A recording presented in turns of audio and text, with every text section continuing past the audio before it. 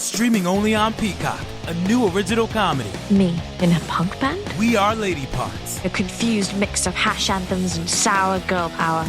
You puked all over the front row. Ew. We Are Lady Parts. All episodes streaming now, only on Peacock. At T-Mobile for Business, unconventional thinking means we see things differently, so you can focus on what matters most.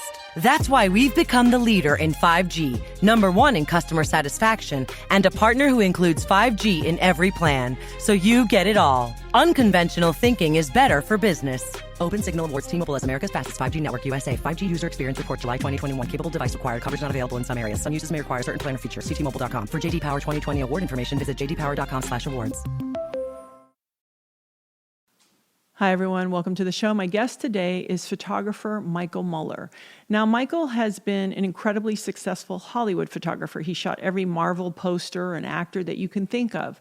But more importantly, Michael Muller is a photographer who takes his passions and brings them into the next part of his art, which is his fear and reverence for sharks. He took 13 years to shoot the majestic great whites, something he was really afraid of, and shot them in their environment. He explains what we know, what we don't know, what we're afraid, and what we just don't understand about sharks through his images and now through his VR project.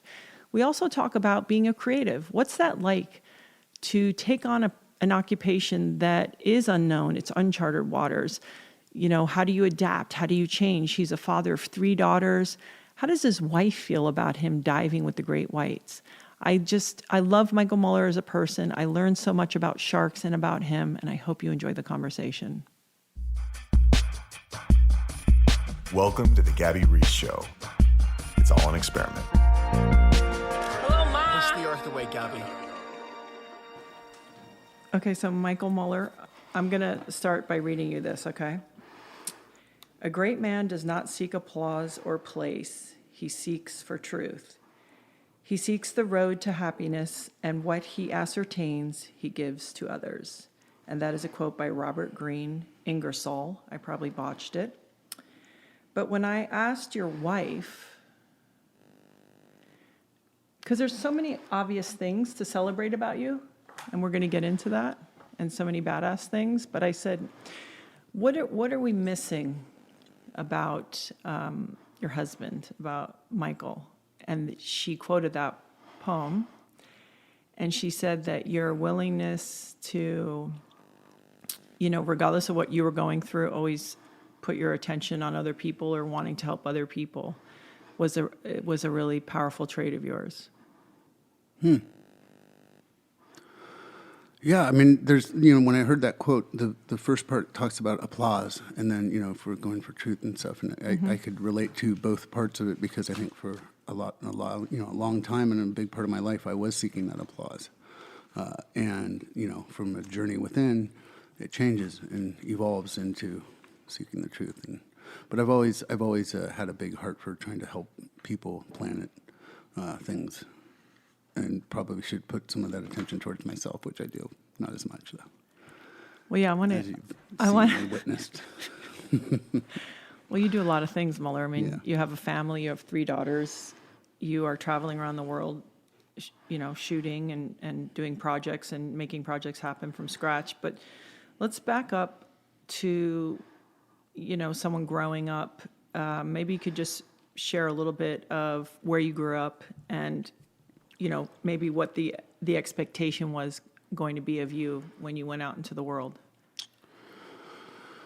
I had an interesting childhood. You know, I was born 20 miles north of here in Thousand Oaks. My dad was developing that whole area, Newberry Park, Calabasas, and so, but moved when I was like 3 or 4 to Northern California, and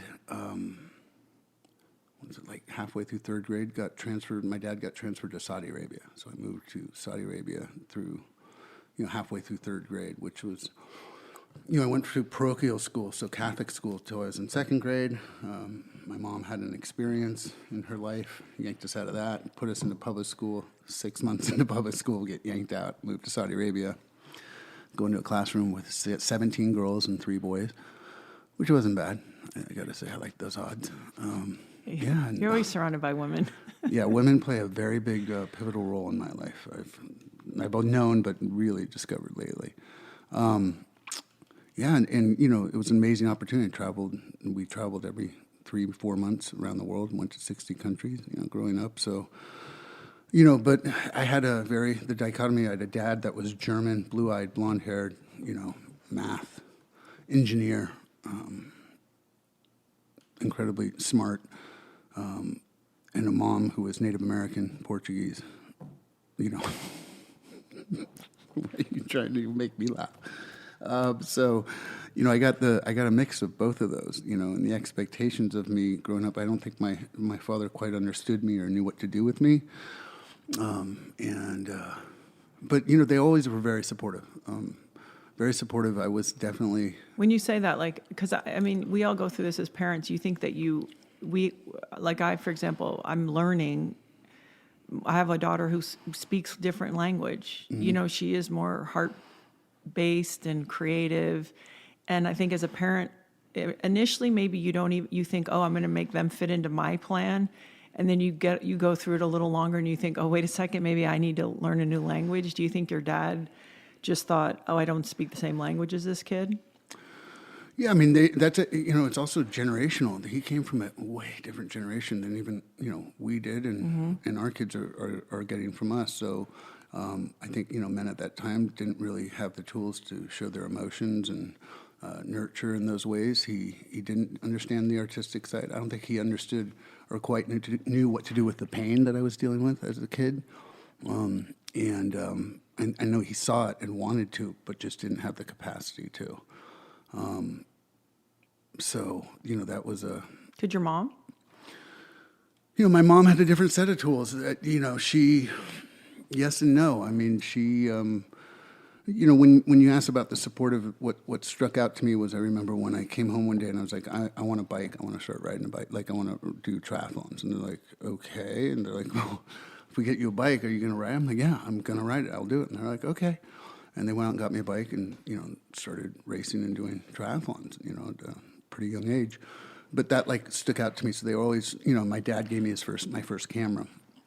And that was his hobby. So, and, you know, let me travel to Europe at 16 by myself with my best friend to do our snowboarding calendar. So they were pretty, I mean, I also grew up, like I said, traveling around the world. It was a different time. So, but supportive, but, you know, the home front.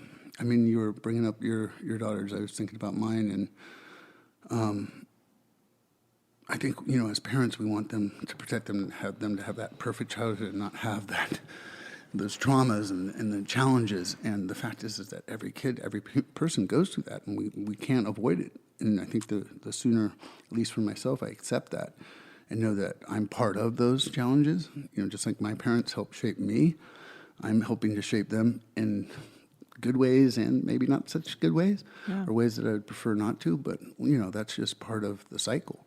And I think, you know, just accepting that and learning how to look at yourself and be like, oh, yeah, okay, how do I help give them tools to deal with this path that I sent them down? Yeah, I think that's a really interesting moment when you realize as a parent that you're, like, part of the job is also being part of the problem. Mm-hmm. You're just like... It's just interesting, and then there's the surrender. It doesn't mean you don't stop trying to be better, but it's that moment of like, oh, wait a second, no matter what I do or how much I'm trying to pay attention, there's a part of the way that I am and who I am that is part of the problem for my kid. Yeah, and acceptance of that. It's a huge pill to swallow, right? Huge, to be able to be like, oh, I am part of the problem, right? I mean, you can also be part of the solution too. You can either avoid it and deny it and try to point your fingers at all the other things that caused it, or accept it and be like, okay, you know, how can we work around this? Or how do I help give them the best tools to deal with this so they don't have to repeat the cycle over and over again and wait till they're in their 30s or 40s to figure it out. Right. Well, and Kimberly said this about you. She said, Kimberly, your wife, she said one of the other things that she really admired so much, that she had a lot to say, was that you're always willing to look at it. Do you think you were always like that, or do you think you got to a place? Because I know for me personally, I certainly, it took me having kids to really say, okay, I'll take a look at it.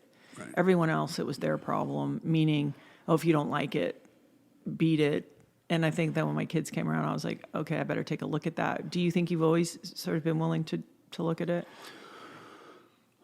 A little bit, but it's definitely, I think, like you said, kids made it much more in your face, as well as a wife. When you marry a husband or a wife, it's a mirror, right? At least in my opinion, it's a mirror to say, here's the work you got to do, because I think we're accustomed to pointing our finger at, like, oh, if you did this and she did that and and it's really all Michael. It's Michael working on Michael and how I hear things and how I react to things, and that's it. That's the only thing that I can evolve and work on and change if I'm going to have a different experience tomorrow or today. Right. Or I can continue to have the same experience and continue doing the same thing, not look at it and point my finger at everyone else. Yeah, I think the looking at it's scarier in the short term, but the not looking at it's just scarier in the long term. I think it's the hardest work we do as humans, and it's the work that I think gets avoided the most.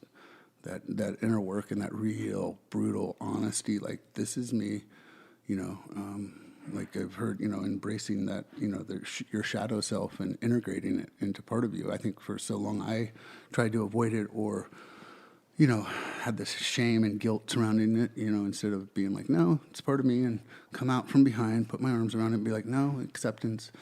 I definitely had this bar. When I walked in, you asked me how things were doing, and this expectation of others to do what they say they're going to do, or to, just live with these principles that you don't find in everyone these days.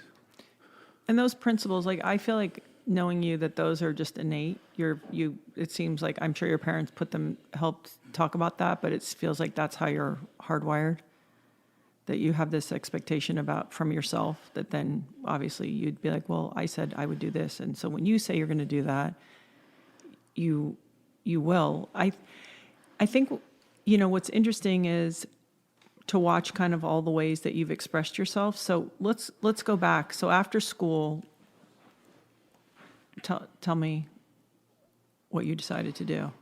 An after-school special? Yeah, no, after-school special. After 12th which grade, school? Like run. Like high school? Yeah, high school. So high what's school, in your yeah. mind? What are you thinking? How you're going to express yourself out in the world? What am I thinking? How can I get the heck out of here as quickly as I can, was what I was thinking, which my car was packed, and I left the day after I graduated high school and moved to San Diego. So I know that was on my mind. What was the plan? Did you have one? Or are you going to shack up with some buddies? No, I was doing triathlons at the time. I was like fifth in the world. I was, up there, and I was, competing with professionals, and I was either turning pro, which I went down and did sort of a year. I went to San Diego. It was San Diego or Boulder, Colorado, were the two, like, meccas of triathlon. Now, Muller, would you say that you're built like other triathletes? Well, back then I had 3% body fat, so I was It's not about body machine. fat. It's about also, like, you're a stronger person. Yeah. But my body, I think this body was those 5 years of doing those triathlons. Because no one in my family is built the way I am. Really? Yeah, no one. They're not.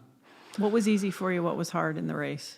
The swimming and the biking. I was a water polo player coming from a swimming background. And so that, and living in Northern California, biking the Berkeley Hills 50, 60 miles a day, the runners just couldn't catch me, and I hated running.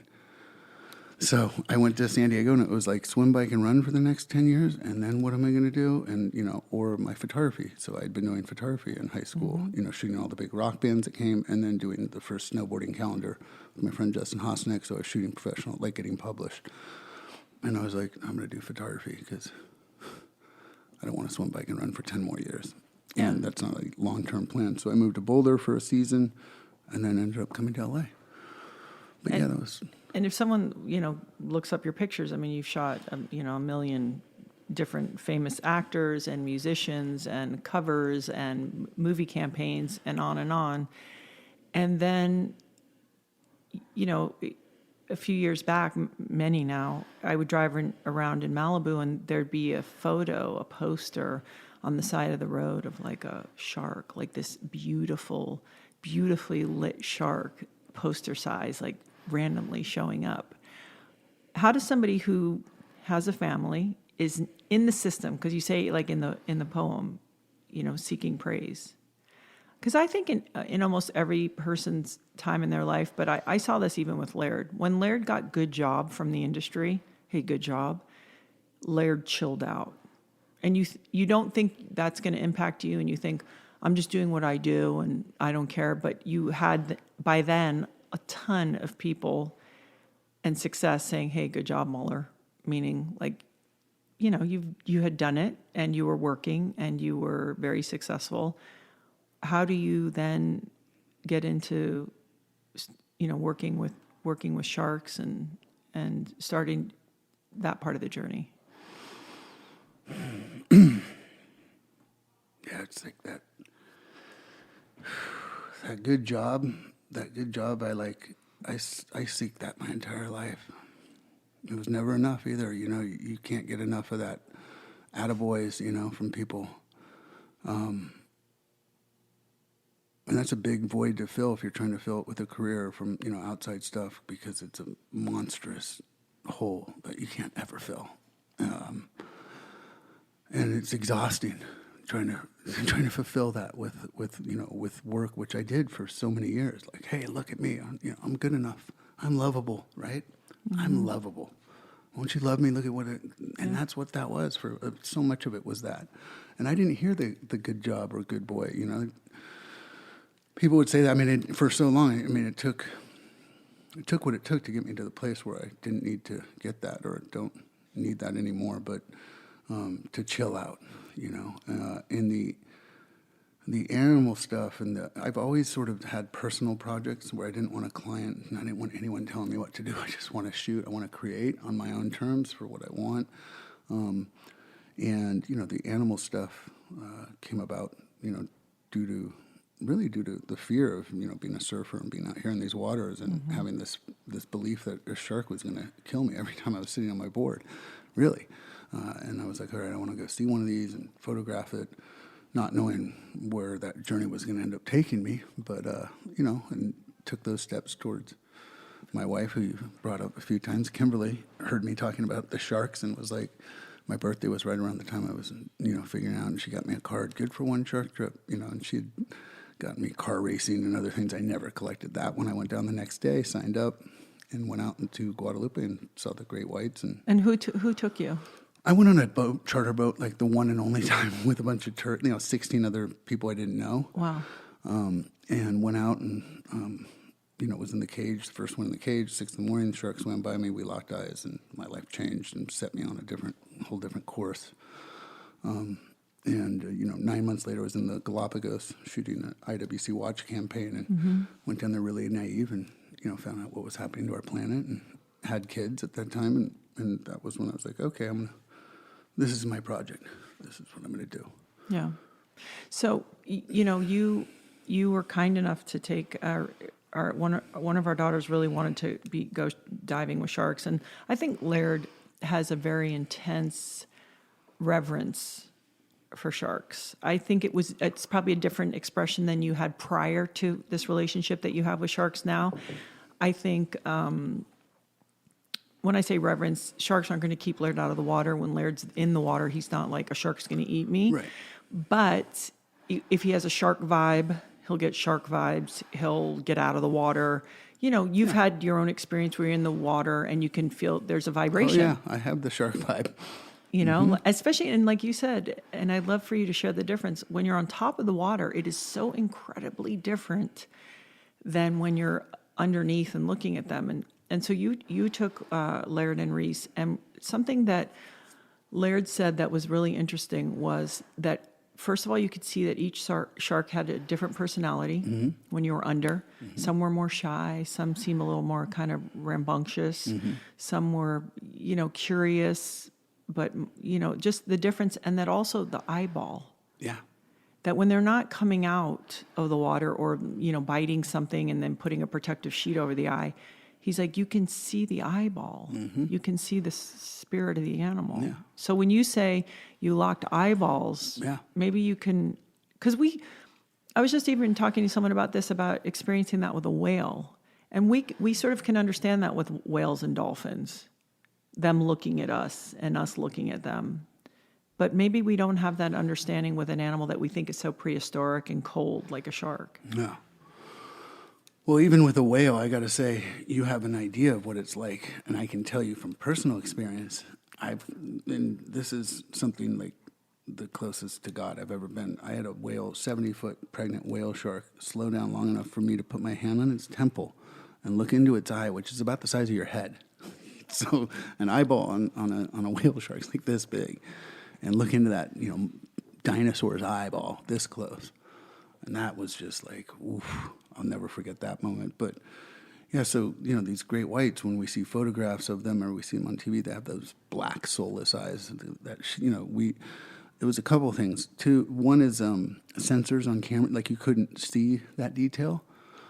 So just until recently, the cameras have gotten good enough in low light. But when you're in the water and they swim by, yeah, they have irises. It's like a human. So when I locked eyes, I was like, oh, you're not this soulless killing machine with black. You're not a monster. You're actually you're an animal. You have that spiritual connection. Like we locked eyes. I was like, ooh, I see you and you see me, and and I want to get out of this cage and swim with you is what I really was going through my mind and body. But I was like, no, you're still this perfection of evolution. Sharks, great whites especially, they've been around for millions of years, and they're such beautiful machines. Yeah, it's done right. Yeah, built to do one thing and one thing right.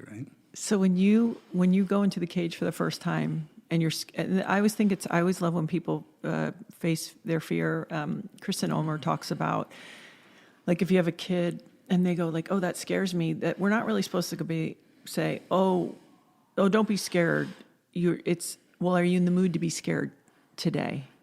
Not never be scared, not always want to be scared, but okay, you're right, it is scary. You're going to go in that tank, or you're going to go in that cage and be around these animals.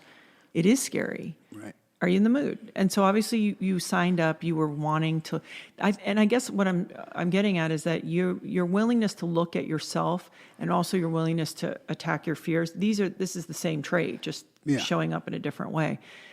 When you're going to get into the cage, how do you do it? Because so many people would be like, I would like to try these kinds of things, or have something in my life that I really want to face. I can't.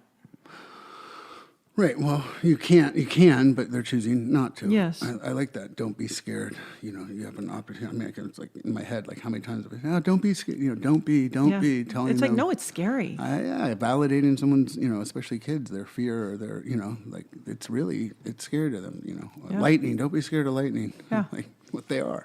They're terrified. To get in the cage to me is like, I don't know what you need to know except like why you need to be talked into getting into steel cage that are that, like you're the one in the cage, not the sharks in the cage. You're in the cage, and you're very well protected. It was getting out of the cage for me, which was the big game changer. Opening up that steel door, and then closing it, and going out. That was like, okay, taking that step, and there's no turning back. But that's a process. Yes. So for anyone listening, you don't just go on a shark dive and then come out. There is a training about how to respond, how to be. This is not an overnight thing. You went from inside the cage to outside the cage. Decades. We're talking, and there's very few of us that do this. There is no training for swimming with great whites, free swimming with great whites, and there's very few people on the planet that do it. I'm in the perfect mood to do this ad today because I just came from prepping dinner and I had a moment where I was like, okay, prep dinner, get it done on time, or do something outside. And then I'm coming in and talking about Sakara. I've talked a lot about them. They're a nutrition company. They do focus on overall wellness. However, like everyone, they believe it starts with what you eat, and incredibly, they make that really easy. So I know a lot of us, we're trying to get a little more plant-based nutrition into our daily lives. Maybe, we're trying to figure out, how do I do that? What tastes good? Maybe, the days are getting longer. Things are starting to open up. Well, Sakara is there for you. They have, you don't have to suffer through anything. Their menus are creative. They're chef-crafted, ready to eat breakfasts, lunches, and dinners. It changes weekly, so you won't get bored. I know I'm bored of my own cooking. And they will deliver this. Not only do they have a great offer for you today, but they will deliver this fresh to your door anywhere in the U.S. They have a lot of other incredible products too, as if you get going and you want to support your health in other ways. So besides their delicious plant-based meals, they're offering daily wellness essentials like supplements and herbal teas. So you can support your nutrition and experience the transformative nutrition of plants with their best-selling Metabolism Super Powder. It's made with cacao, so it boosts your energy, it can eliminate bloating, and a big one, minimize your sugar cravings. I'm always trying to figure out, how do I get the sugar out of my diet, and especially wanting it? So right now, Sakara is offering our listeners 20% off their first order when they go to Sakara, SAKARA.com/Gabby Reese, or just enter the code Gabby Reese, one word, at checkout. That's Gabby Reese, GABBYREECE. And again, you can get your 20% off your first order at Sakara, SAKARA.com. Okay, so let's back up. Yeah. You go into the cage. Yep. You think, oh, okay, you're triggered, and to know more, to be closer. Right. And so what is the quest in which you say, how do I get educated? Because again, this is like writing the rules as you go. Right. So how do you start to acquire the right information to put yourself in the position to be there with them? Yeah, I mean, it was a combination, only in retrospect can you look back and see all the dots that connected. I was shooting a Speedo campaign for 9 years with Michael Phelps, and, we got the Olympics happening right now, and it's finally a whole new slew of like swimmers, because for a long time it was Phelps and Natalie Coughlin, all these swimmers that I actually photographed for the bulk of their career. So I was shooting Speedo, which meant I was underwater a lot, and I was doing all their athletes, not just their swimmers, their entire campaign. And I have this, I want to photograph a shark, and, I'm doing, this commercial work, the movie posters and what have you, and I was sort of like, I want to light a shark as well as Phelps in them with lights, strobe lights underwater. Like, I want to bring a studio underwater. And when I went and looked, these lights didn't exist, so I had to make them, which was it's a whole other conversation. But I ended up creating with some guys and have 4 or 5 patents on the most powerful underwater strobe lights in the world. So all this was sort of going on. I went on the trip to Guadalupe. I see the great whites. My life changes. Like I said, I locked eyes. I came back to Los Angeles. The president of this watch company, they bring them over to my house, because I was putting their watches on actors because they were the first green watch. I just liked what they were about, really environmentally conscious brand. And he saw my shark pictures. I told him about these lights I'm making, and he gave me their Aqua Timer campaign, which is like their big, huge. They only do it every 4 years. They do this campaign, and all of his employees looked at him like he was crazy. I'm this Hollywood portrait, I'm not Nat Geo underwater, photography guy, and so I went on that trip. Isn't it funny that how the thing you can be good at can work against you? Yeah. Hollywood photographer guy. Well, I love, people are they don't have the imagination. Well, it's like, I'm dealing with the fashion industry right now. Well, you can't shoot fashion. I'm like, what do you, God. Let's not even go there. But, so I went down there, but I went down there really naive as to what was happening to our planet. And, I went from being inside of a cage with great whites to no cage, being with sharks, hammerheads, Galapagos sharks, so really quick, no learning curve as far as, went from being in a cage to in the Galapagos, which... Who's with you? Is somebody with you?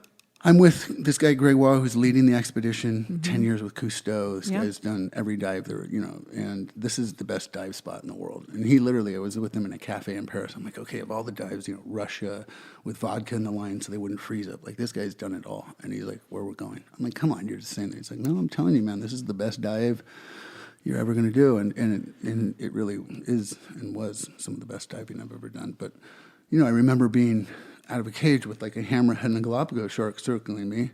And then I look, and then there's 7 of them, and then there's 12 of them, and my heart rate starts going up, and my nerve, because that belief system that they're all going to eat me kicks in, and I pretty much jumped out of the water and got in the boat pretty quick. Yeah. And then, worked my way, up to, I remember swimming into 300 hammerhead, and they all broke off and turned away. Like 300 sharks simultaneously, swam away from me. which is the case with sharks, with the exception of great whites. They're more scared of us than we are of them. But When you say with the exception of great whites, is the great white just more curious? What is it that you think is different? it's a killing machine. That's what, it's designed to eat, and they're not scared of us. So they just want to know if you're food, basically. Is that more? They do, and there's really only one way to not be prey with them in the water, because everything in the ocean swims away from a great white. Right. And if you see a great white coming at you and you start to try to get away from it, you're in big trouble.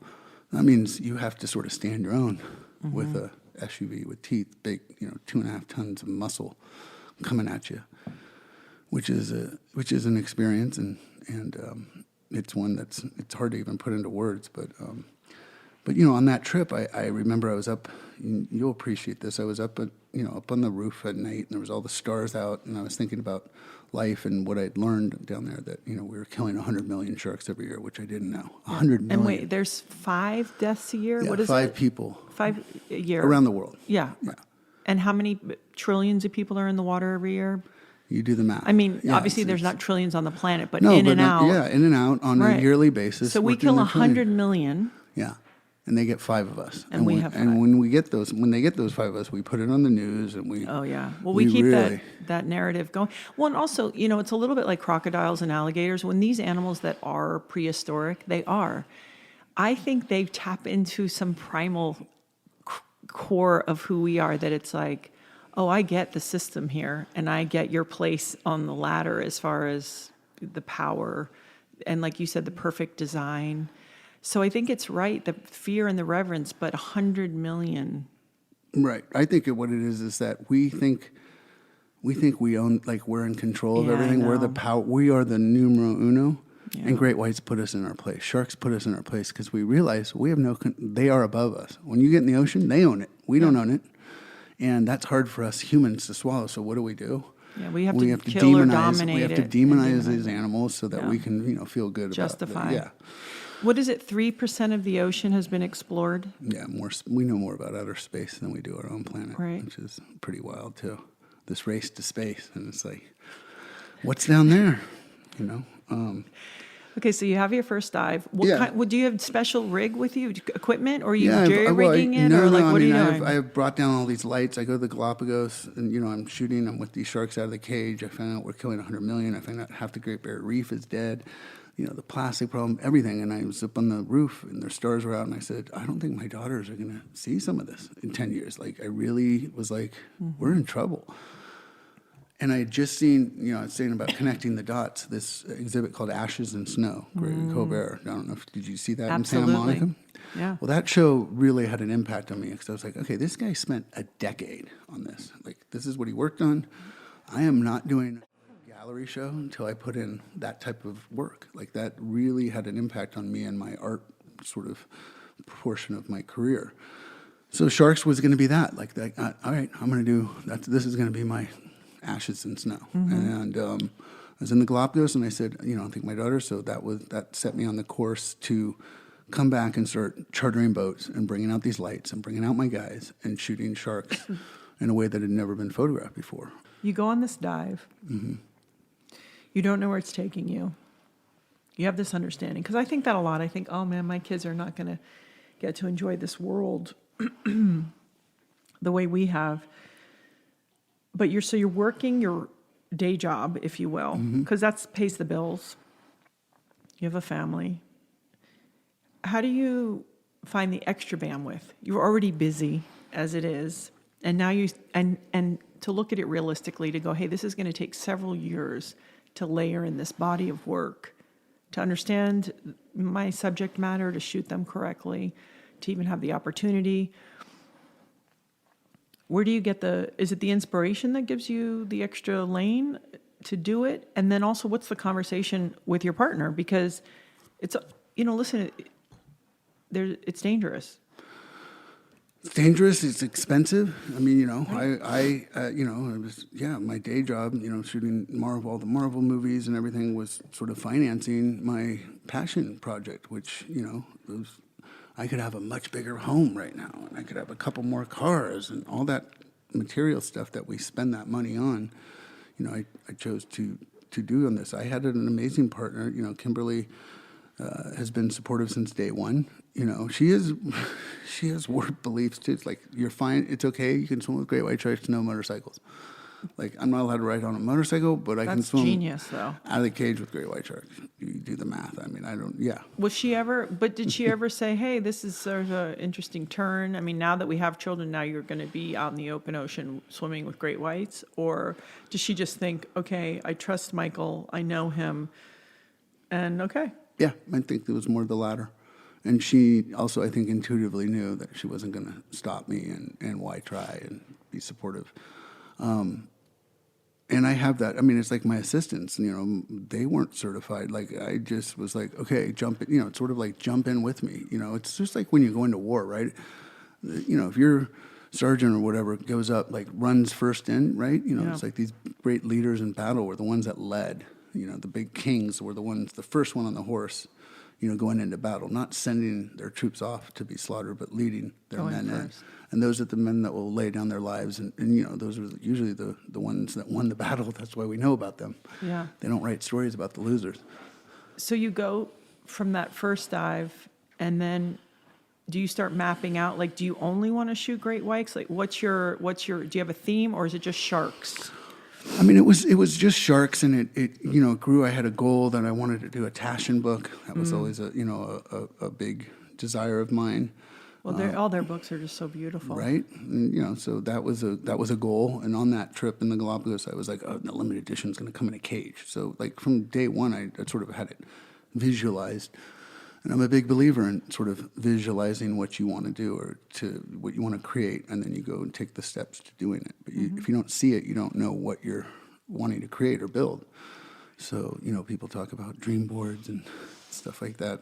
To me, it's very important. I need to see it, and then I go manifest it. There's so many layers to this, because it's like I started out on this trip, to this expedition to shoot sharks and to raise awareness and raise money. And to do something that's never been done before. That's always a big thing for me too. It's like, shoot these animals in a way they've never seen before, show people our planet. And then, there's this parallel journey that's happening because I'm dealing with my own, PTSD and trauma and addiction and all these other things. And the sharks was such a great metaphor and such a big T imprint on my body and on my energy and on my, facing death but not dying, and those type of things. So it was like to look back and see the journey, because I was like, people would ask me for years. I didn't know why I was necessarily doing it. What drew me to it so much? And I couldn't. People would say, you're an adrenaline junkie. It came up so many times. I'm sure your husband's heard it. Like, why do you surf 100-foot waves, for the adrenaline rush? And it's like, no. Because when you're there, I mean, I think there is a little bit of adrenaline rush, but it's not. You're in the zone. You're in this flow. You're in this place where it's not adrenaline. It's really present. Yeah. And that's, it hit me, I don't know, 6 years ago or something.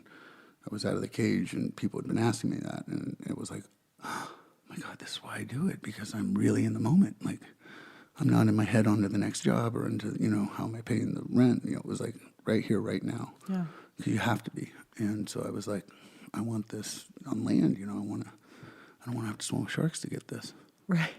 Well, I think from what I've seen partnering with someone who's like that, it makes sense. I think for certain people, in a way, it's almost like they get in these situations where, oh, this makes sense, where the world that we live in is confusing, right? Like, why is that person mad at me? They don't even know me, or whatever the things are that are going on here. And so Stephen said that he interviewed Laird years ago, and Laird said, the thing about flow is it is and you are. And Stephen's like, yeah, okay, I don't know what that means. But he said what he found out was that scientifically also, that flow state is the only thing in life that's always the same.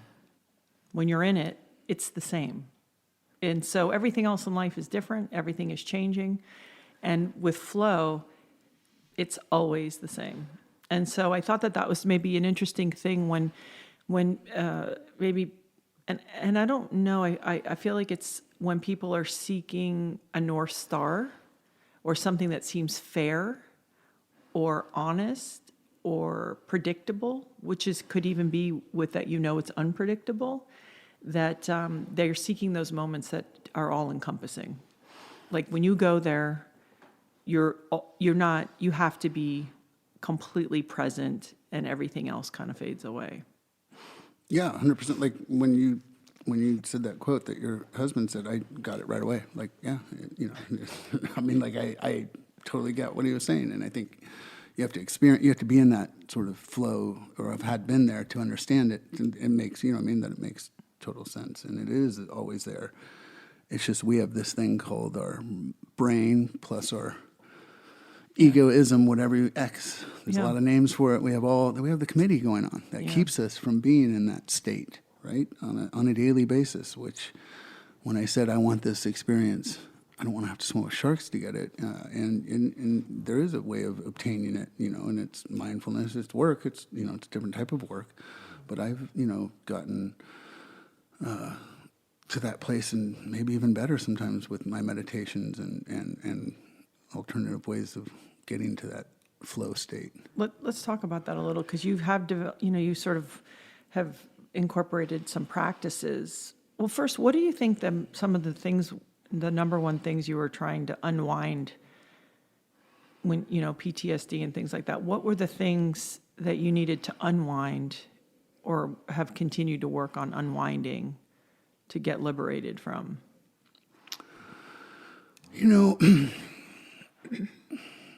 And it's, what's crazy is I just recently, people have tried to explain this to me, but never in the way he did, but maybe just a couple months back, of all people, Tony Robbins. You ever met Tony? No, I have never met him, but of course I know who he is. Yeah, same here. Did he scare you into the truth or something? No, I actually cold called him. Like, seriously? Yeah, dead serious. And he spent a lot of time with me. Wait, why him? Because his name kept coming up. Okay. Kept The coming universe up. was telling you? The universe was telling Okay. me, and I asked a doctor friend of mine who is friends with him Yeah. or something, will you give me Tony's number? Because this is what I do.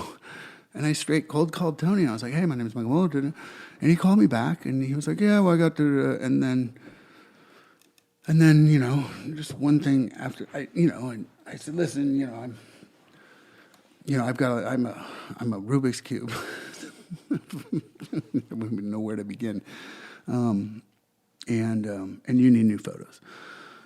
And I think he appreciated that, because I looked at some photos online. I was like, man, you're Tony Robbins, man. You need to have this, and you're down. I think he appreciated that. So we became pretty close pals, and I couldn't believe he was giving me so much for fun and for free. Like I know what the guy makes, and I don't know what he makes. I imagine what he charges, and people spend what they spend to go to his things. And here's this guy giving me these things, but he spent an hour and a half. He had a 12-year-old baby at home, like baby that's 12 days old, and he spends an hour and a half with me on the phone. And he breaks me down, because I had to re-listen to it, which is where I recently been doing some hypnotherapy, and from my paperwork that he filled out, he was like, you talk too much. You need to listen more than you talk. I was like, oh my God. And then I listened to me and Tony, and I'm like, shut up, listen. But Tony, the one main thing that he said, and I think we have a lot of similarities actually, his upbringing and mine, was that you've been looking for love your entire life. Love. You just want to connect. You want to love and be loved. You want to adore and be adored. And I'm like, oh my God, it's so true. That's all I've been looking for. That's it. Do you think, and again, I can only speak from my experience, like that your parents, do you know today that your parents loved you? 100%. But that it was in a language you couldn't hear or receive? 100%.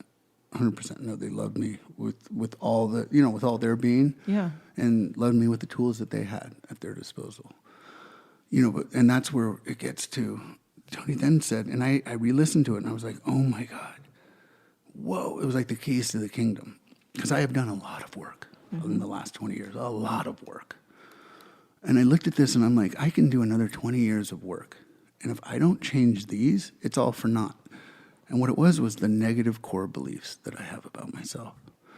That, Michael, if you love or if you open yourself up, you're going to get abandoned and hurt. that you're not good enough. Like I made a list of my core negative beliefs, right? Mm-hmm. Which, and he gave me a system on how to sort of deal with these and write down the bullshit and then, get it out with all your physical, like bring in physicality to it. But, the truth of like that, we'll take that first statement, that I need to get your love, my wife's love, my mom's love. I need to get this love that I'm like, hey, look at me, remember, attaboy? Yeah. The truth is, I need to give love. Love needs to come from Michael. I get it from the universe, from God, whatever you want to call it. And then I have it to give because I cannot get love from any of it. You get love by giving love. And if I'm just constantly giving, I'm looking to get love from you or anyone else, you can't abandon me. You can't hurt me. Right. The only way to do that is if you're looking to get it and you can't get it, you got to give it. And that to me was like so profound. I was like, so that self-love that you hear about, people talk about, you need to, have self-love. It really is true. You need to start, Michael needs to start with Michael, loving Michael and constantly giving it. Yeah. Well, it's interesting because I used to think when I was a younger female, I used to think, I'm really interested in finding someone to be excited about loving. I seldom actually thought about finding someone to love me because I don't know what it was. Because I think there was something about that made me think that would make me be my best self. Mm. That anytime I was in a dynamic where the person loved me, but I wasn't really as excited about them, I didn't operate in my best side. And therefore, I didn't kind of like myself as much as when I was with somebody that I was really excited about and I was bringing my best self to the table. Then all of a sudden, I felt more proud of myself, too. Mm-hmm. Like, there's something interesting about when you give love, and even if somebody shuns it, or let's say it's even to one of your kids, and they're like, get away from me, you're annoying, or whatever they do, you're like, it's okay, because I'm showing up, I'm giving love, I'm here, and it's an interesting thing because it's counterintuitive because it's so scary. Yeah. It's so scary. So let's go it's back. It's like giving money away. Or doing it because you think that it's yours. Oh, I'm holding it. It's mine. And it's like, it's not. No. It's here to flow through. Talk about flow. Yeah. Once you embrace that flow state with your financial, you're not controlled by money anymore. And all of a sudden, more keeps coming in because you're letting it flow out. Yeah. It's a universal law. Give and it comes in tenfold. Like, it really is so true. I think growing up with certain beliefs, though, whether they talk about scarcity mentality or abundance and those are very difficult things because they show up and they creep up in very interesting ways. And I talked to one time to somebody who's like a money manager, and they said, but also, for example, like, let's say something gives you great pleasure.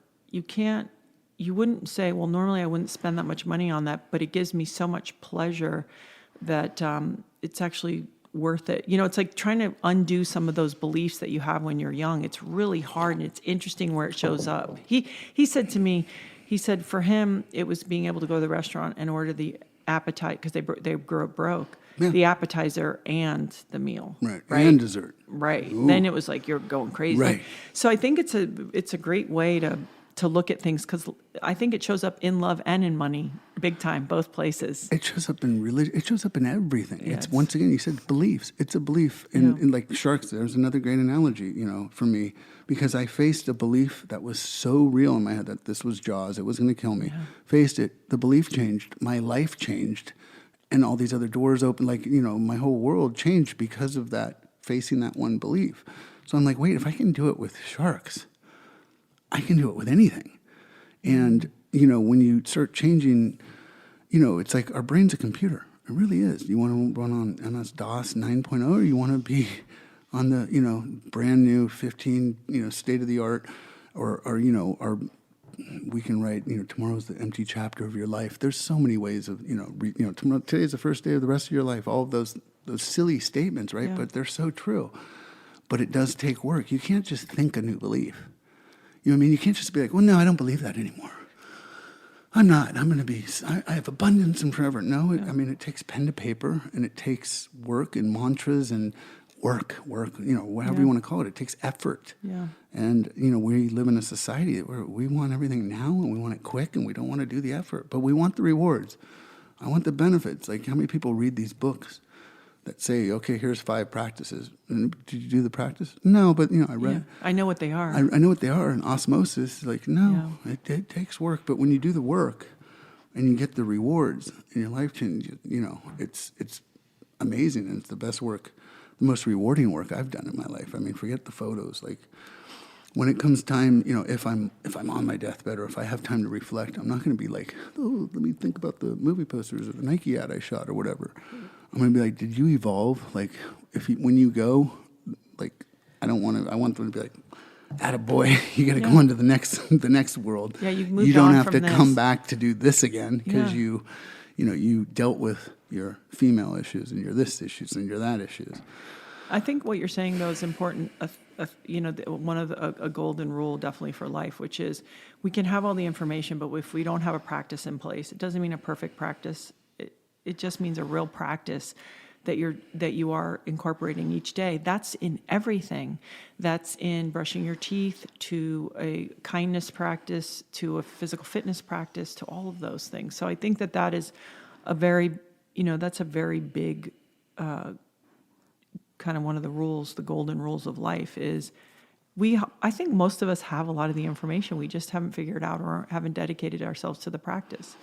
So you start to aggressively parallel path both things. You're doing your passion, art project for the sharks, and you're working, and you're being a dad, and you're being a husband. Mm-hmm. So did you have anything that really revolutionized for you the shooting during that time, be it the light or the cameras you were able to use for your book project? Or was there anything that really also made any of that easier, or did you figure, like, I guess what I'm saying is through that process, you had to learn some secrets and tricks to make it all better for you. And, through mistakes or being like, oh, this could be better. How did you guys work that out? Because you're on the fly. You're listening to things like being a dad and doing your commercial work and then doing book. And then, I would go to a city and do the shoot all day, 12-hour day. And then I'd go back to the hotel and grab those shark posters and go out at night and put shark posters. You know what I mean? Like, when my assistants were going to sleep or whatever, that's, I guess, the difference between me and someone else is that I'm willing to then go that extra mile to get it done. Because I'm like, I'm not going to be here again. And I'm in Stockholm, and I'm going to put some great whites up around that smiling big shark poster. With that light. Where did I learn? I learned by, like, I've been working on this horse project for the last 8 years. I didn't know anything about horses. I learn as I go. Like, I show up, and life is, sort of, that's how I've approached everything. My photography, virtual reality, all of it is show up and let people that are smarter than me teach me, that have done the path. So I learn from mentors, be open-minded, be childlike, because there's always something new to learn. Embrace the unexpected. That's when you want to talk about that sort of flow state. Mm-hmm. That's really about being present for whatever's coming. Good, bad, and different. We like to label things, good and bad, this and that. And it's like, no, just be present for life. Because it's going to be exciting however you want to label it, if you're in that place, right? If you're closed-minded and you're just like, oh, I gotta do it because I'm going to lose my job, or what? It's like, what type of existence is that? Yeah, I don't know. I mean, so maybe share any. I'm sure you have so many, but an experience maybe where you're in the moment, and there's a great white, and maybe this great white's a little more curious or a little more interested in you than you've experienced, and I don't care. Who it is, that's,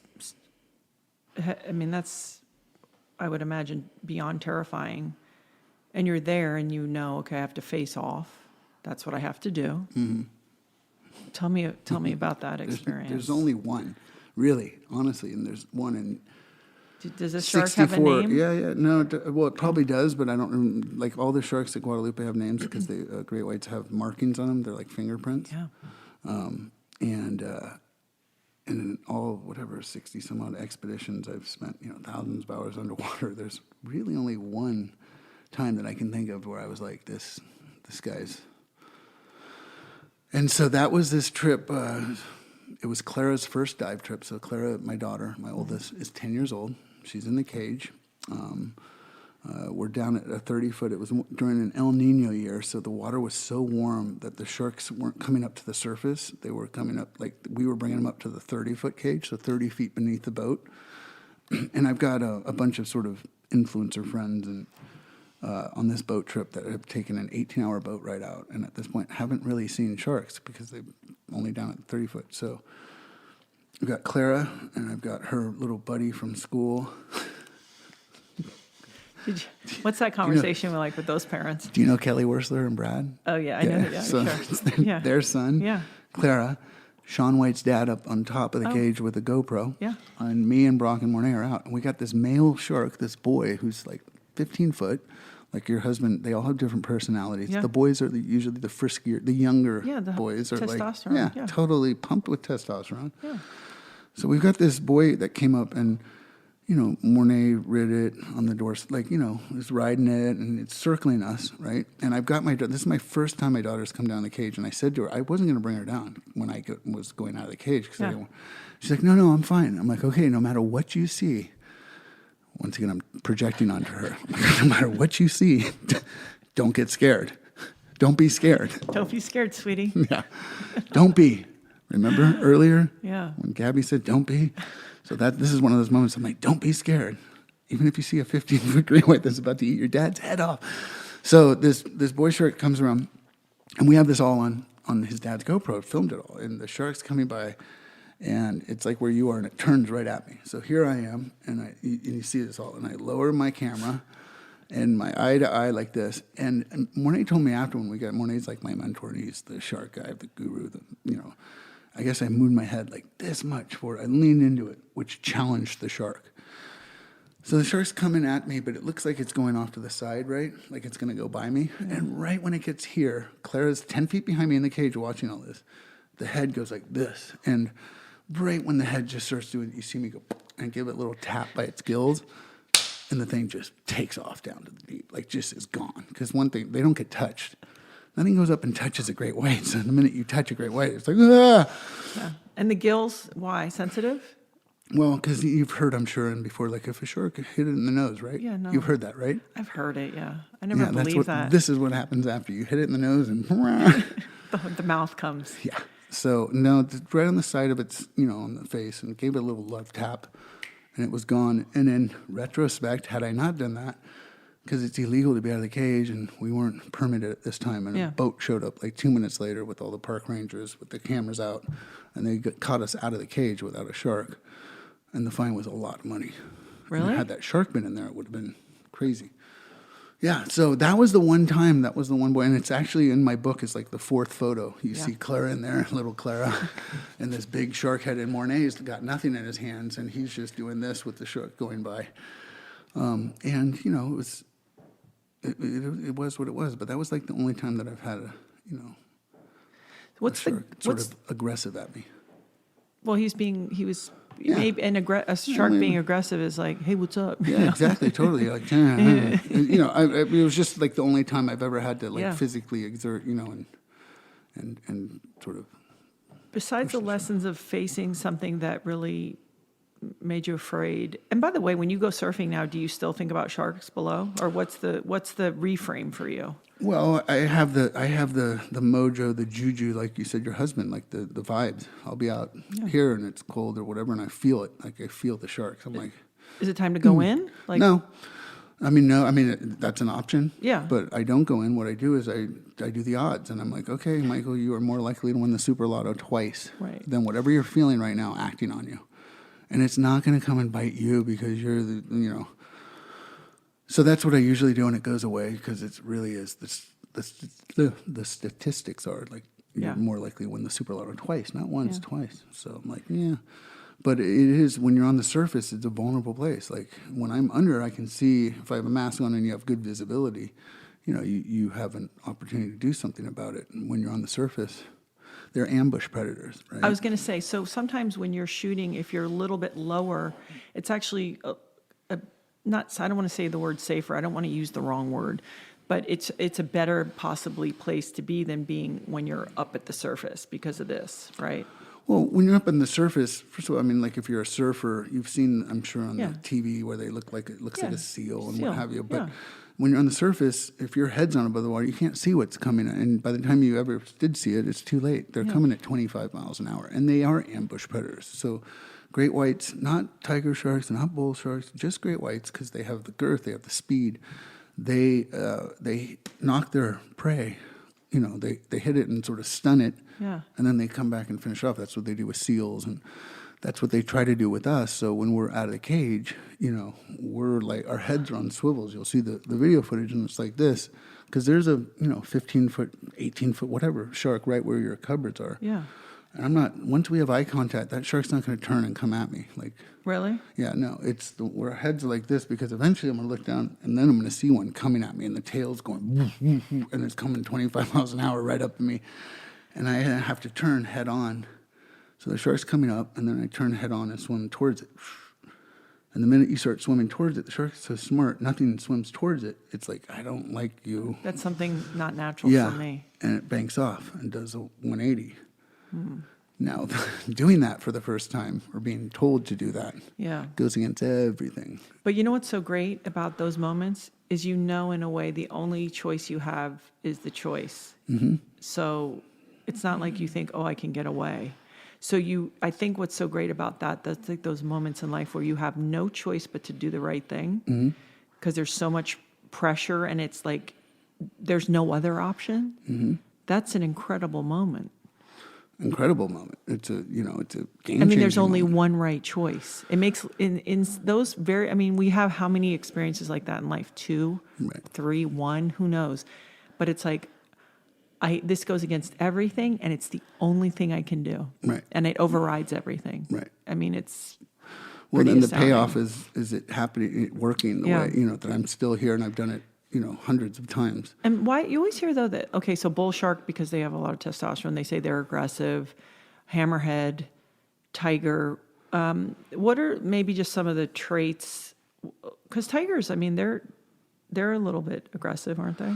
Well, bull sharks and tiger sharks do the most damage around the world, mostly because bull sharks lay their young up in the river mouth, freshwater. They go upriver, they lay, and then they come back down to the ocean. And where the ocean and the river meet, people are like wading in that water that's murky, and the sharks coming down and just sort of they test stuff. They test with their mouth. What is that? What is that? Yeah. Oh, it's a calf, and that one bite, can do a lot of damage. Obviously, as we've seen, tiger sharks are.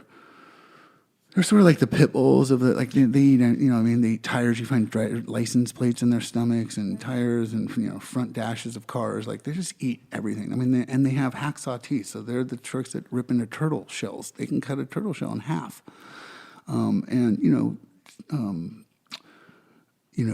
in Hawaii, there's a lot of tiger shark, things. And they'll come up and they see things. But when we're out trying to photograph tiger sharks, like at Tiger Beach, we have to literally put the fish like breadcrumbs to come to us, because they're really...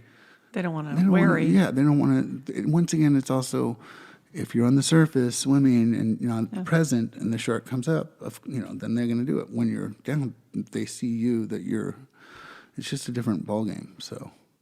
But yeah, they do the most damage, the bull sharks and the tiger sharks, as far as attacks, bites on people. Yeah, but for the most part, we're not on their menu. No. I mean, and you hear every scientist say it, every Shark Week when all the We're not good scientists are on eating. the news.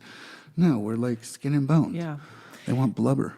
So besides facing your fear and having that opportunity, what else, what are some of the really powerful things that have made you different?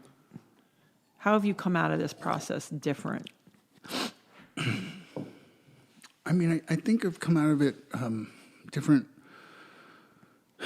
being more gentle with myself, you know what I mean? And being a little more forgiving and not being so hard on myself, not holding myself up to such, like, everything has to be, right and go, and being like, and it's okay to have a bad day. You know what I mean? It's okay to feel like shit. And, I know that's been a big thing. That's sort of where I'm in right now, is learning that and practicing that and being okay. Like, okay, I'm feeling this, and that's okay.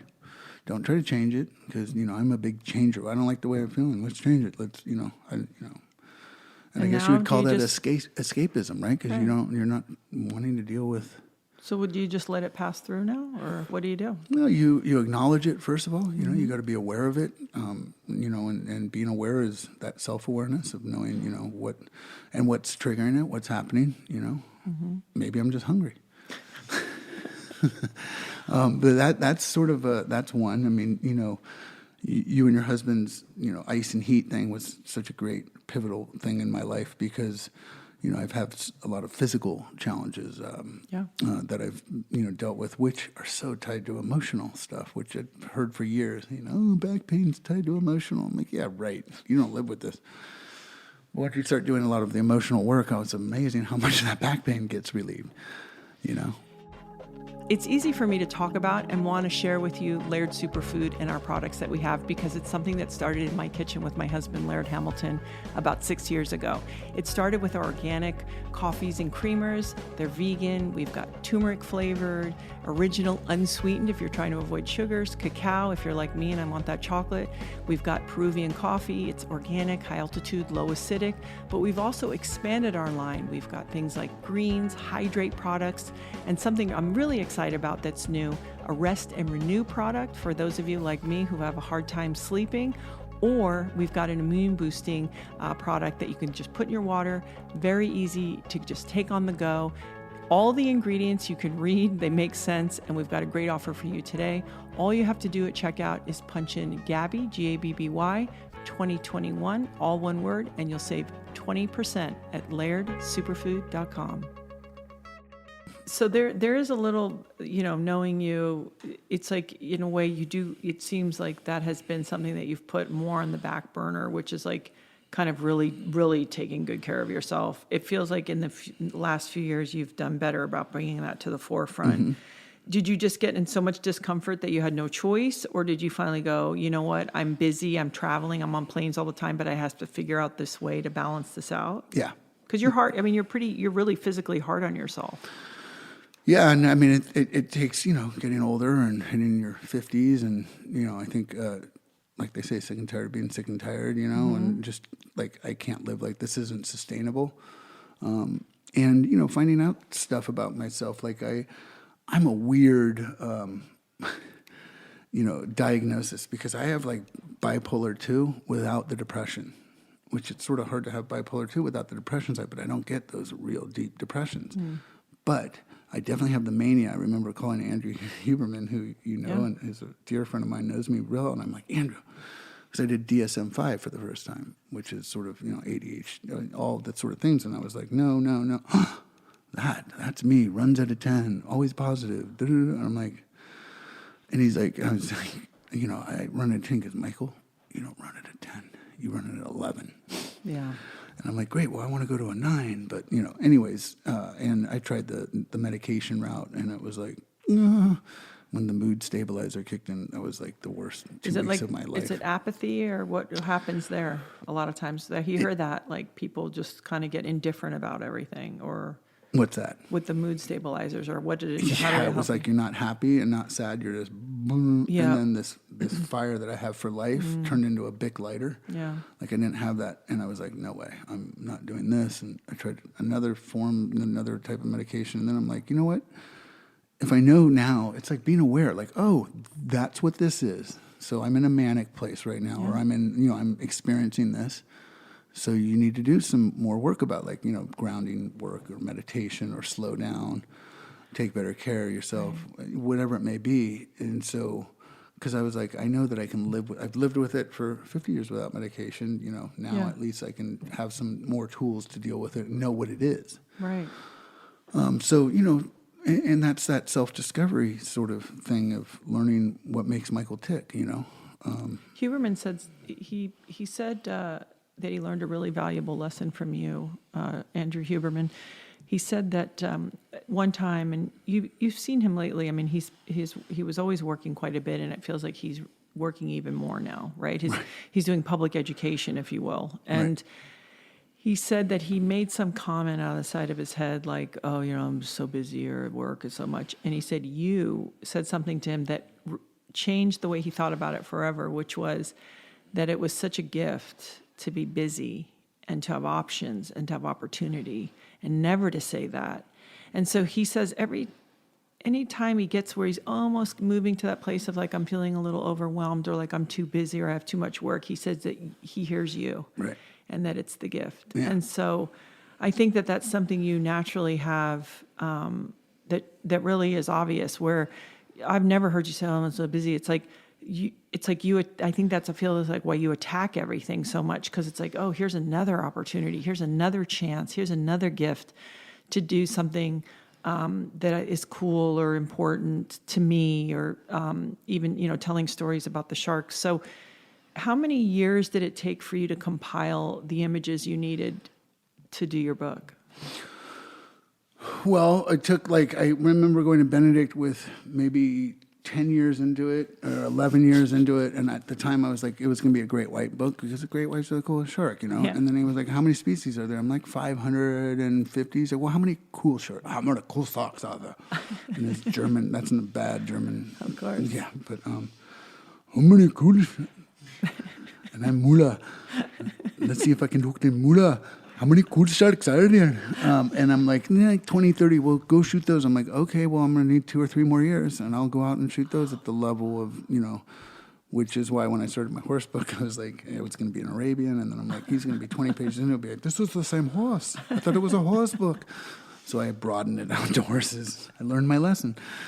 It took, so it was a good, 13-year project and then the book from starting to talk to actually being on the shelves was 4 years, I think, I mean, it's glorious though. Yeah. It's nice. It's a beautiful piece of art. It is. And Did you ever relook at it and then also remember, it must be kind of an amazing kind of bookmark on times and dives in certain moments. And yeah. When I go through my archives, even my commercial work, I'm like, God damn, I've shot a lot. I don't even forget half the shoots I've done. And I'm like, oh, wow, I remember that. It popped into my mind a few minutes ago, and I got to say, this is one of my big sort of mantras and that I live by, which is change your perception. Change your beliefs, right? Yeah. We've been talking about that, seems to be a thing, but change your perception hashtag was the hashtag me and my shark guys use, change your perception, right? And that was sort of my goal, was to change your perception on sharks.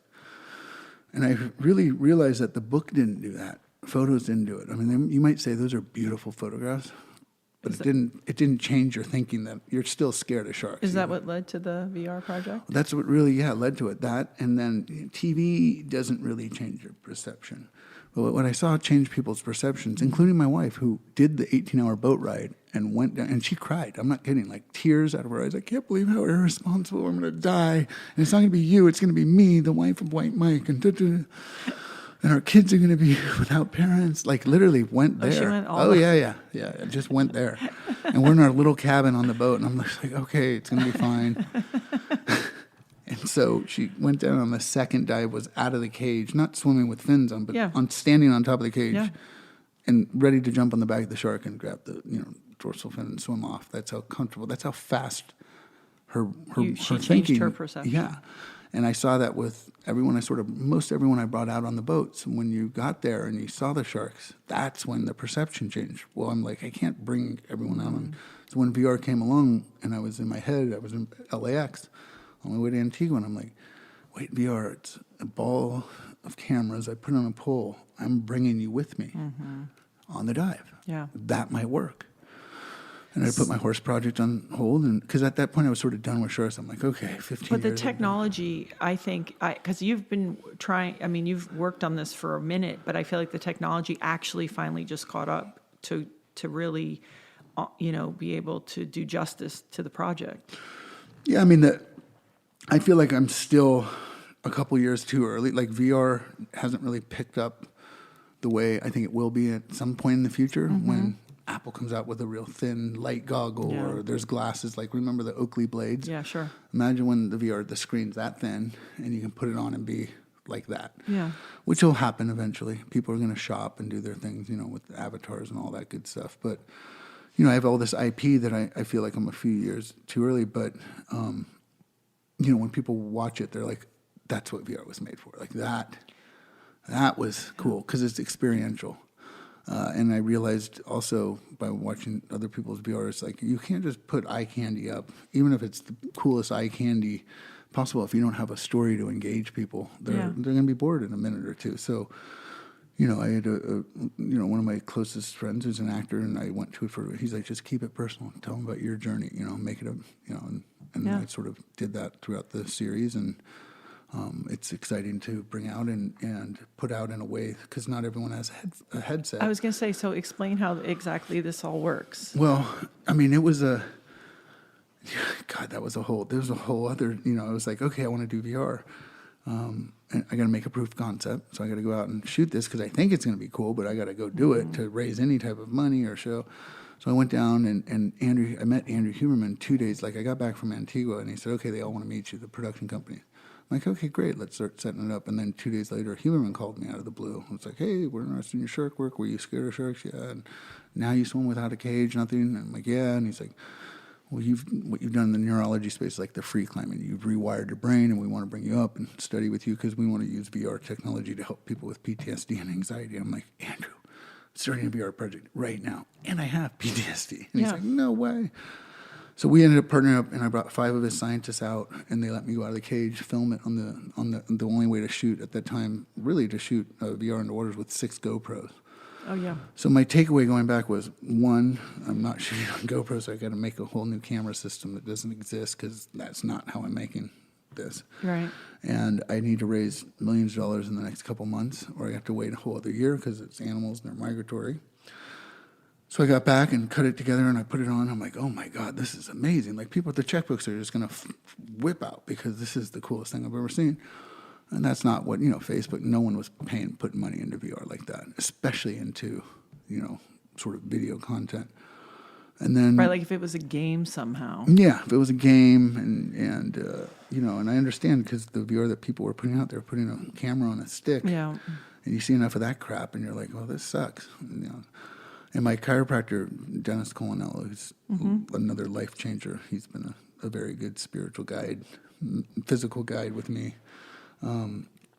Had a client that he has my book in his office and said he wants to meet you, and so I went down and showed him the VR, and he was he's in the energy business and became a partner and gave me basically partnered up with me financially, and we went out and spent the next sort of year and a half crisscrossing the planet reshooting everything with 14 cameras. So I met these guys that made a stereoscopic, so it was like 120-pound housing, pushing that around, and it was like it was a dream to shoot like the holy grails of diving. And then, we're releasing it in a way that you don't have to, it's not just for headsets. You can watch it on your phone, so you can look around so everyone can see it. And, people with kids, you put it on, they can watch. Where they're on a plane, it's almost 2 hours of content. Yeah. And so you do narrate it, and it's, like you say, it's your journey. Mm-hmm. If people, watch this, when they watch it, and they think, I would like to make a difference. I live, though, in Ohio. I'm not connected to the ocean, but I want to help protect these animals. Is there a group that you really like the way that they're approaching protecting sharks or other, sea creatures? Because it's a hard, you also even hear the politics in like the environmental space.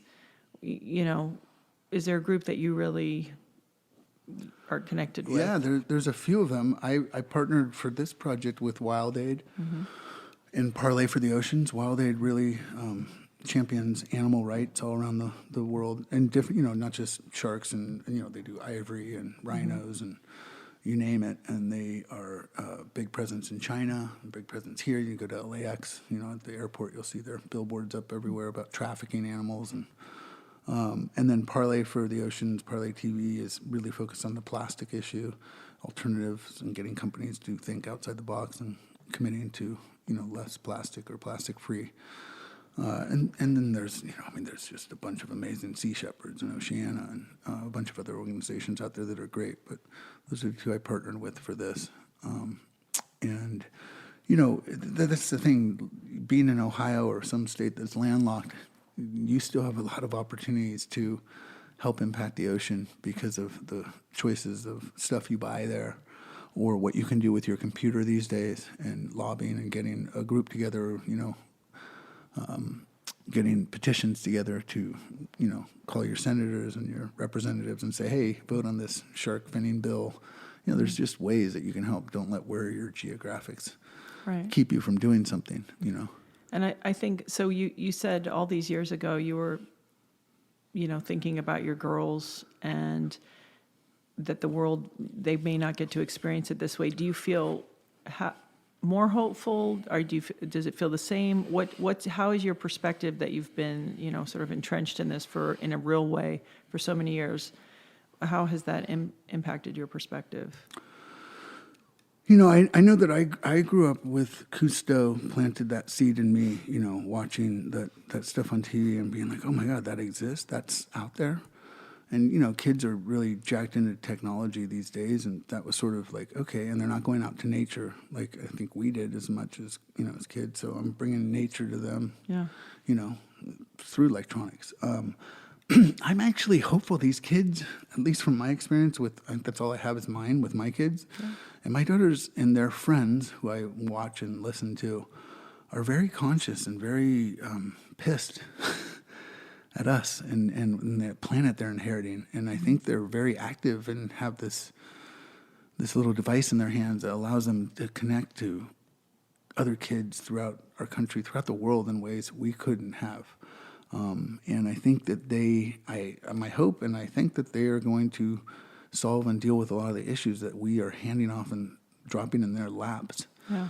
I don't think they have a choice. At this point, they have to deal with it, because it's not going away. No, it's not going away. And it's not going to solve itself. No. That is, if anything's becoming more and more clear, it's like all hands on deck, whether it's you shooting and us being reminded, whether it's people trying to take care of themselves, whether it's dealing with plastics or pollution or air quality or whatever. It's like we all need to, whichever way. And I think that that's important, like that people are reminded it's what you're doing it the way you are inspired to do it and have access to do it.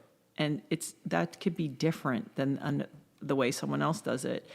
I just wanted to, because this is a separate sort of side of your personality, but you're a creative and being a creative. And I was talking to our mutual friend, Eli Roth, who also has a shark movie that's on Discovery Plus. Thin. Yes, where he really drills down on the numbers and sort of what's happening. And I really appreciate the fact that he made this movie. But we were sort of talking about you, and he, the idea of like being a creative, there's going to be people listening to this who think, I would like to pursue that type of career path. It is scary. It's unknown. You're a freelancer. Even when you're crushing it, you're a freelancer. Mm-hmm. And what is it in you? And you said something about you manifest it. You saw the shark book with with Tashin. You have the horse book. It's like, what is it in you that kept you going even when it's unknown, or that you could keep, you can have a level of success and then it goes kind of drier for a little bit. I mean, the markets change or whatever, and then you have to sort of find your new place in that. How have you done that? I say this, I say it often, I feel like, or anytime I'm speaking, like I'm a true believer in, like Darwin says, evolve or die. It's really that simple. You have two choices. You evolve and deal with what's being presented to you with the changing technologies, changing workplace, and you either adapt to it or you get weeded out to the sides. And I've seen it happen at least in my profession. People at the top, people at the bottom did fine. If you're in the middle, just gone, done. And, I think, once again, going back to being childlike and being open-minded, teachable, like, to me, that's exciting. That's what's exciting in life. Like, what can I learn today? Like, show me. I want to do something new that I've never done before. And if it's slow time or it's not, listen, COVID was like, my work went to zero. Okay, so I can sit back and get all depressed and wonder what the state, or I can hop in my car and load the girls up and be like, all right, let's go work on the horse book. Let's go cruise around the country in this SUV and go shoot horses, because this is an amazing opportunity. And let's go do some work inwards, Michael, because when else are you going to get the time? For how long I've been like, I just want some, like, it'd be great to have a month off to go work on me. okay, well, here's a year off, dude. Go work on you. Yeah. That's sort of how I approached life, and that's how, there's sort of some analogies on how I've dealt with this. And, I think that you only I'm here once, at least from what I know. Like, here's my experience. And people are like, God, you work so much, or do you rest, or do you take, and I'm sort of, my motto has always been, I'll rest when I'm dead. Yeah. You know what I mean? Like, I would sort of, and there is a part of me that's like, okay, maybe my adrenals, and this isn't sustainable, but I'd rather have 60 years going full tilt, 100, doing 100%, Yes. than have 80 or 90 at 70%, where I'm sort of mediocre and do it like. But maybe Muller, you're finding new ways to have the 100% output. Yeah. I think it's both, right? Yes. Because not Balance. at the cost of yourself. Right. Because it's like you're doing this incredible work in the output, but also if you're just being beat up in the process, I think there is it's a different kind of 100? Yeah. If it's No, it's possible. balance. I mean, that's where, the Dennis Colonos who help nurture my body back, Yeah. your ice and heat, who, these things, which not just my physical, but learning how to control your mind, the Yeah. computer, and how to, when you're in that ice, you have two options: breathe or jump out, because your mind is Freak yelling out. at you so badly to get to freak Yeah. out, right? Which is the same thing that happens when the phone doesn't ring. Your brain freaks out yeah. because it's like, it's over. You're never going to work You're again. never going to work again. They're not going to buy your pictures. Yeah, they won't love you. They found out the truth. They know. You're not a good photographer. I always go to this one. Do I have stuff to sell? Okay, it's going to be okay. Oh my God, Laird, You rented for 10 years. You can rent again. You can sell the house. That's and what I always mean. I rent got again. shit to sell. It's Oh, okay. shit, right? Laird always says to me, sometimes he looks at me, I think someone like that, and you probably have more of this because you've been with sharks, but someone who's like been in waves and does that, nature, Mother Nature, he's like, it's all going to be okay. And then he's like, and it is okay. Yeah. And I'm like, yeah, okay. I get the same thing. Shut up, I don't want to hear your advice. I'm like, but it's the same advice you give me. Your word is your wand. Okay, so Michael Muller, if people, they can find your books with Tash, and I have them, and if they want to, the VR project, what are the ways that they can experience it, and how can they get it? Well, very shortly, there's going to be an app. It'll be called Into the Now that you'll download for your phone, for your mobile, and same with your headsets. We're dealing with the Apple App Store and, stuff that's out of my control. The project was actually supposed to have been released by now, but Into the Now, it'll come out. You'll see it if you go to my Instagram, which is @MichaelMuller7. And then people will be posting it, and there'll be stuff out. But it'll be Into the Now. You'll be able to see it on your headsets, and then you'll be able to watch it on your phone. And the phone's really cool. You'll be walking through the airport, and you'll see someone holding up their phone, and ocean stuff. Yeah, and it's you'll be like, what is that? It's extraordinary, too, because like I said, Laird has been in the sea as much as anyone, and he came back profoundly impacted and surprised by being under with the sharks. Well, I tried to get your husband to come out for like a decade. I know. And it was always the same time that he was out hunting the Yeah, big of waves. course. But then when it came time, he was like, well, I'm not. I'm like, where are you going this year? He's like, I'm not. I'm like, oh, well, then you can go on the shark trip. He's like, yeah, I could, actually. And then I saw him slowly trying to retreat back from agreeing to go.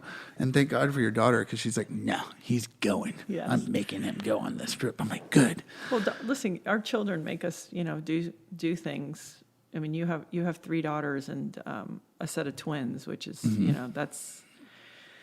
Well, and your amazing. daughter and my daughter, Eli Roth actually narrates one of the episodes, and our daughters and your husband sort of narrates, because I was like, I'm so sick of hearing my own voice. It's nice hearing from other people's experiences from it.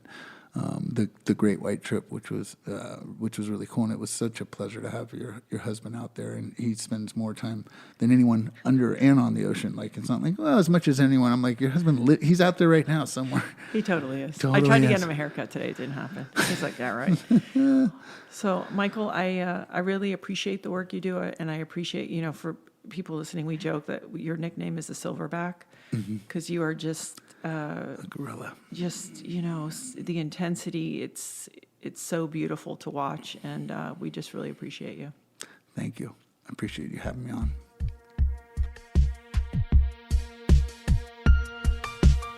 Thanks so much for listening. And if you'd like, rate, subscribe, and leave us a review. All of my music was graciously done by Frank Zumo and Tom Thacker. If you want to see some of the behind-the-scenes action, just follow me at Gabby Reese. And remember, don't miss new episodes every Monday.